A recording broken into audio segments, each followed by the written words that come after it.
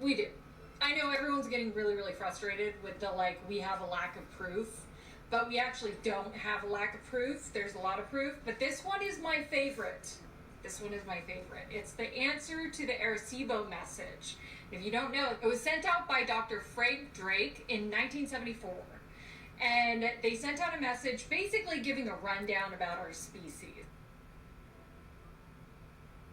It goes through a number of things. First, it goes through numbers 1 through 10. That's because it's in binary code. So it shows, it's like a representation to give them an idea of what we're sending them and how to read it.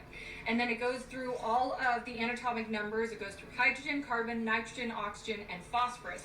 And carbon is pronounced in the message because we're carbon life forms, obviously. So it's telling them we're carbon life forms, and these are the main things that make up DNA, because those are the elements that make up DNA. And then it goes down, it shows a representation of our double helix DNA. And then it goes down a little bit further and it shows a representation of what the average human looks like and our average height. Population at the time of the message goes down a little bit further and it shows our solar system, starting with the sun, ending with Pluto, with our planet Earth that's pronounced a little bit to let them know, hey, this is the planet that we occupy. And then on the bottom, it shows the Arecibo telescope. And we sent this out not expecting a response from it for a very, very long time, because we sent it to the Hercules constellation.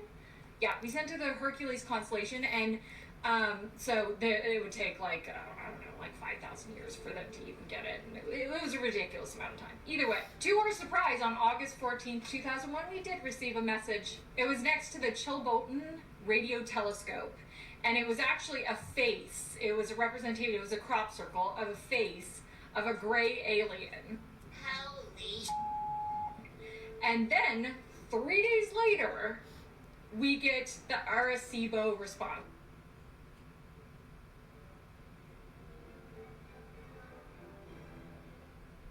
It's what they named the Arecibo response.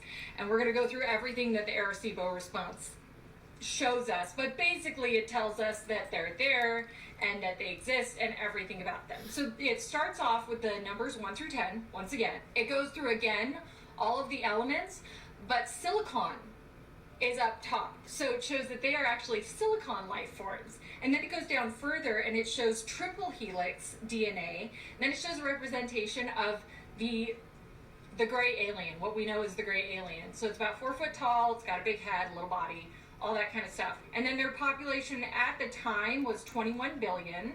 So it showed 21 billion as their population. And then you go down a little bit further and it shows their solar system laid out, but they have 3 that are pronounced. The first 2 are planets, and the third we're not sure what it is. It could be a planet, it could be a star, it could be a Dyson sphere, it could be some other structure, but it definitely doesn't look like a planet, and it doesn't look like the sun, so it's something else. And then at the bottom, they show a completely different structure where we had the Arecibo telescope at the bottom, or a representation of the Arecibo telescope at the bottom.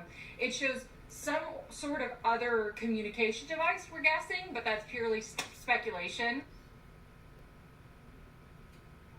Then, on top of that, not 1 year later, approximately 1 year later, they sent another message, another crop circle that was in binary code. And it read, "Beware the bearers of false gifts and their broken promises. Much pain, but still time. Believe. There is good out there. We oppose deception." And then it says conduit closing. Nobody talks about it. Now we're talking about it. We'll see if this stays up. We're gonna find out. And I know a lot of people are gonna be like, "Pshaw, crop circles. That's already been debunked. That's ridiculous. You're ridiculous." Here's the thing. A lot of crop circles are BS. They are. And I remember there were these 2 guys, these 2 older guys that came out, and they were like, "Oh, well, we were the ones that have been making all these crop circles, and this is how we do it. We have this little ring, you know, that we hang on our hat so that we keep going forward, and we have this board, and we just crush things with board." But they did research on some of the crop circles. Some of them are BS, remember. But some of them are not. Some of them are actually like, instead of it looking like it's crushed, the plants underneath are not crushed. They are growing sideways. It's flowing. Everything flows. It's perfect symmetry. There's no way that someone could have done this. And not only that, but they have a slight amount of radioactivity. So it's completely like, yes, they say it's debunked, and they like to throw BS at us like swamp gas and balloons. And then they're like, it's debunked. And then everyone just mimics that it's debunked because they heard the word debunked. Well, it has not been. I'm sorry to break it to you, for entertainment purposes only, because I'd like this not to get taken down.